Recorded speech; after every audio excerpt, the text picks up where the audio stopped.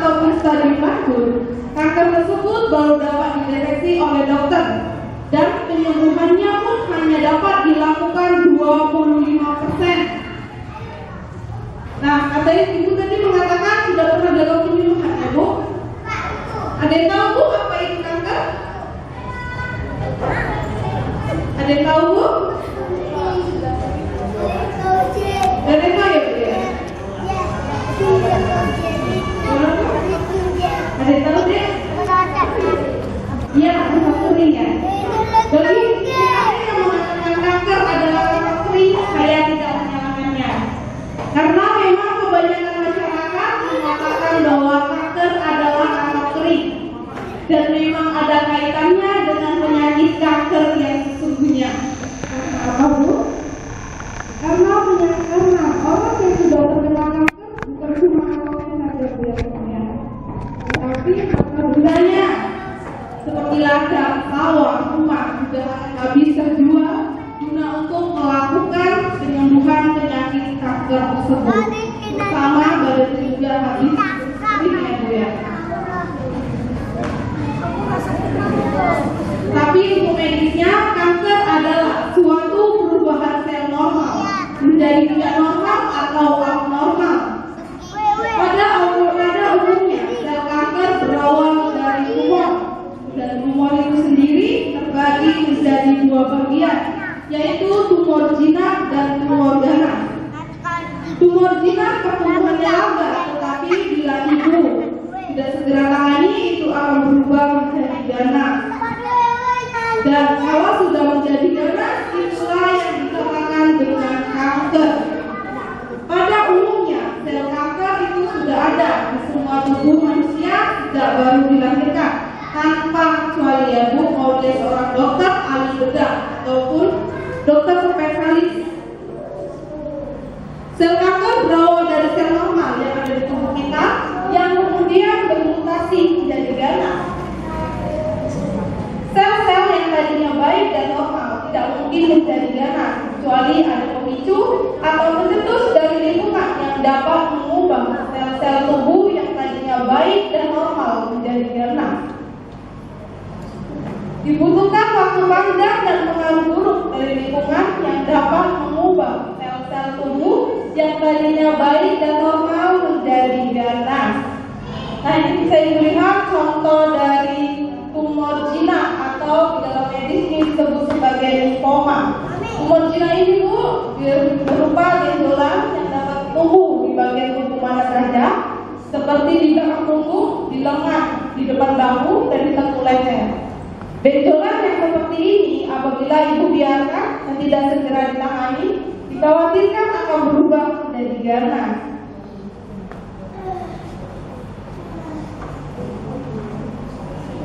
Nah, adapun data mengejutkan dari WHO. Kita tahu ya Bu, WHO ini adalah Badan Kesehatan Dunia.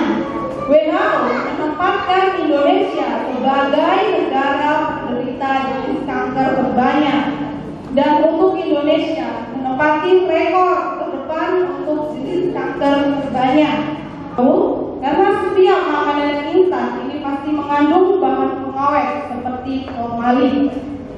Formalin biasanya digunakan untuk pengawet saja, tetapi bagi oknum-oknum yang tidak bertanggung jawab, pengawet digunakan untuk mengawetkan ikan asin, ikan laut, tahu, dan lain-lain. Dan untuk yang terakhir yaitu cara memasak yang salah. Di sini masih ada Bu yang memasak menggunakan panci Bu? Tidak ada ya Bu ya? Semuanya pada pakai rice cooker ya Bu ya? Pernah nggak Bu coloknya rice cookernya tetap mencolok selama 24 jam? Kenapa Bu? Biar praktis ya Bu ya? Pernah nggak Bu dapatin nasinya itu berubah warna menjadi kekuningan? Ya. Iya Bu. Nasi tersebut masih Ibu konsumsi Bu? Kenapa Bu? Sayang ya Bu ya? Iya, masih mahal ya Bu ya?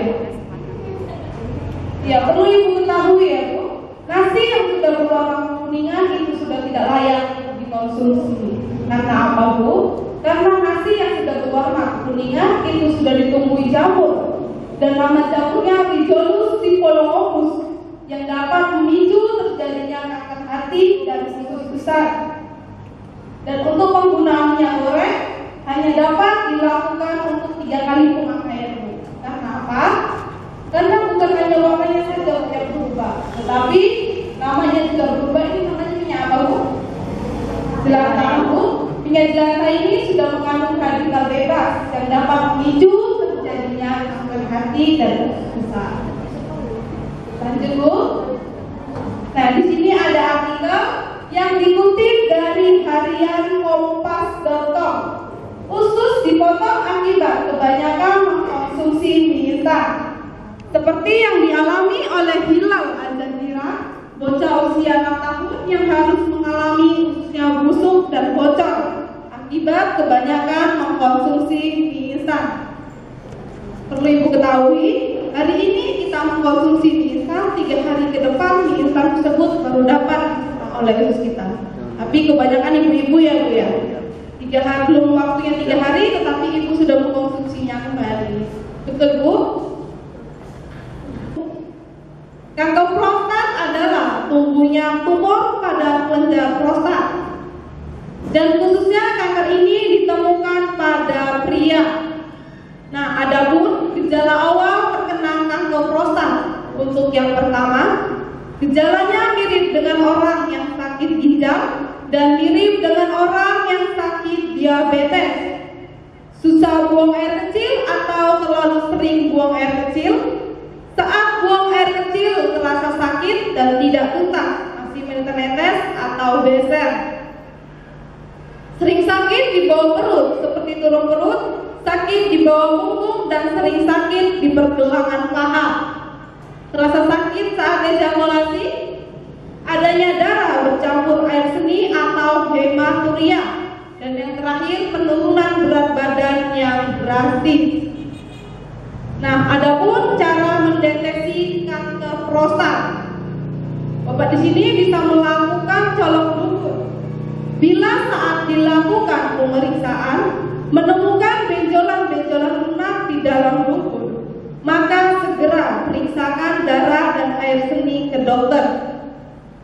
Nah, adapun laki-laki yang cenderung terkena kanker prostat, untuk yang pertama, pria berkulit hitam, usia 50 tahun ke atas, profesi yang berpotensi seperti supir, petani, orang yang suka mengangkat beban berat, dan orang yang suka bekerja banyak duduk.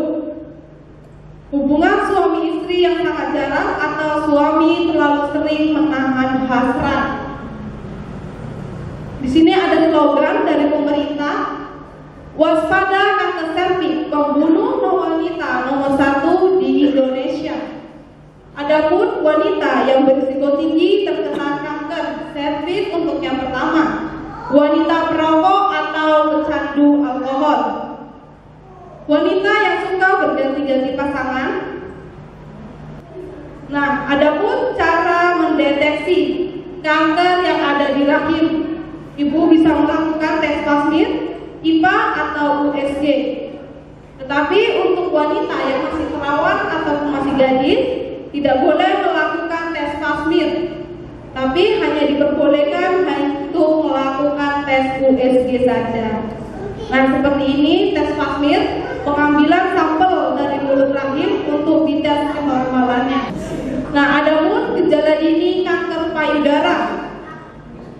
Untuk yang pertama, adanya benjolan di bagian payudara, adanya bintik-bintik merah di kulit bagian luar payudara, timbul kutil-kutil yang bersisik di bagian luar payudara atau di area putih, rasa gatal yang amat sangat di bagian kulit luar payudara atau di bagian dalam payudara, pembengkakan antara ketiak dan payudara atau KGB, kelenjar getah bening.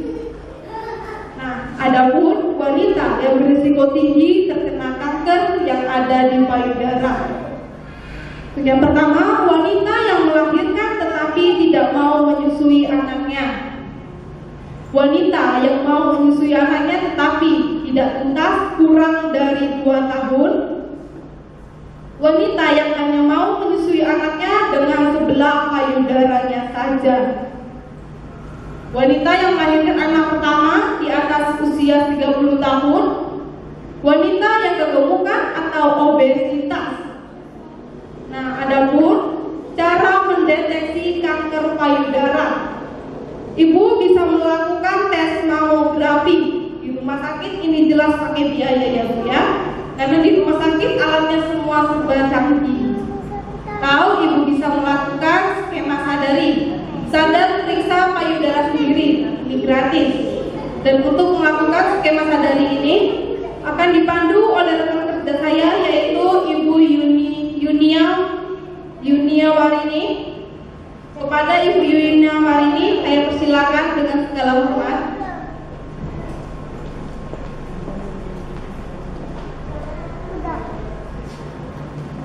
Selamat siang Ibu. Nah, untuk skema sadari ini saya yang akan bantu. Nah, untuk ibu-ibu ataupun bapak-bapak di sini mungkin bisa ikut saya Bu untuk melakukan skema sadari biar kita contohkan bersama-sama. Jadi untuk ibu-ibu di sini saya harapkan untuk berdiri ya Bu ya. Bisa Bu? Menyusui. Nah, apalagi untuk cairan itu sudah berwarna lengket dan berbau. Itu sudah memasuki gejala awal dari kanker payudara. Nah, untuk skema sadari ini Bu juga seperti ini. Untuk ibu-ibu yang masih halangan dilakukan seminggu setelah haid dengan cara seperti ini Bu. Ibu angkat tangan ibu setinggi mungkin, kedua belahnya Bu. Bisa dilakukan Ibu. Nah, ibu hitung 1 sampai 20. Setelah itu ibu turunkan secara perlahan. Nah, setelah turun ibu rasakan ada nggak rasa nyeri ataupun rasa tarikan antara ketiak dan payudara. Kalau ada, itu sudah memasuki gejala awal dari kanker payudara. Minggu setelah haid itu, ibu hitung 1 sampai 20. Setelah itu ibu turunkan secara perlahan. Nah, untuk ibu-ibu yang sudah menopause dilakukan pagi setelah bangun tidur Ibu. Ya, nah kalau bisa dilakukan sebulan sekali ya Bu ya. Nah, kita lanjut. Nah, untuk dapat menghindari dari yang namanya suntik silikon. Untuk ibunya bisa dihindari. Bisa kita lanjut Bu. Nah, untuk ibunya bisa duduk kembali. Boleh duduk lagi. Sayur dan buah-buahan. Hindari makanan yang berlemak tinggi seperti daging, jeroan, dan makanan bersantan. Nah, hindari makanan yang mengandung zat karsinogen atau zat pengawet. Hindari stres dan lakukan olahraga secara teratur. Sama-sama kita ketahui Bu, untuk sel kanker itu adanya di dalam tubuh kita. Nah, jadi untuk pencegahan lebih maksimal, pencegahan yang lebih efektif yaitu pencegahan dari dalam. Caranya seperti ini Bu. Nah, di sini ada 2 alternatif. Untuk yang pertama, suntik imunisasi kekebalan tubuh terhadap kanker dan tumor. Untuk suntiknya dilakukan 3 kali selama 3 bulan dan itu harus berturut-turut. Misal bulan 1 ibu suntik, bulan 2, bulan 3 ibu harus suntik. Manfaatnya untuk 1 tahun ke depan kita terhindar dari kanker dan tumor. Nah, untuk 1 kali suntik dikenakan biaya 1.500.000. Untuk total 3 kali suntik itu 4.500.000. Dan suntik ini Bu hanya bisa dilakukan pada kita yang belum divonis terkena kanker. Untuk ibu-ibu hamil dan bocah berusia 5 tahun ke bawah itu tidak boleh melakukan suntik. Dan suntik ini pun hanya bisa dilakukan di rumah sakit besar yang memiliki dokter spesialis patologi anatominya saja. Nah, kalau saya tanya Bu, untuk 4.500.000 untuk 1 tahun ke depan kita terhindar dari kanker dan tumor itu mahal atau murah Bu? Relatif. Mungkin untuk yang menengah ke atas ini murah ya Bu ya. Nah, tapi bagaimana dengan untuk menengah ke bawah? Mungkin ini mahal. Kalau memang mahal, saya akan beritahu Bu cara yang hemat biaya bahkan gratis. Mau nggak Bu? Mau ya Bu ya? Sekarang siapa yang mau gratis ya Bu? Nah, untuk gratis ini Bu bukan dengan suntik, tetapi dengan mengkonsumsi tumbuhan alami yang mengandung ribozom inaktif protein. Ini hemat biaya Bu. Ribozom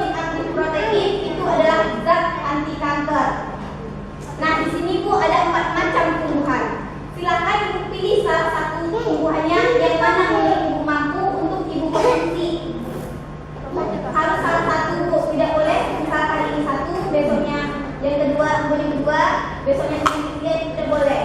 Ibu harus konsisten. Kalau tumbuhan pertama harus tumbuhan pertama sampai selesai. Kita buka untuk tempat tumbuhannya. Tapi sebelum saya buka untuk tempat tumbuhan ini, saya boleh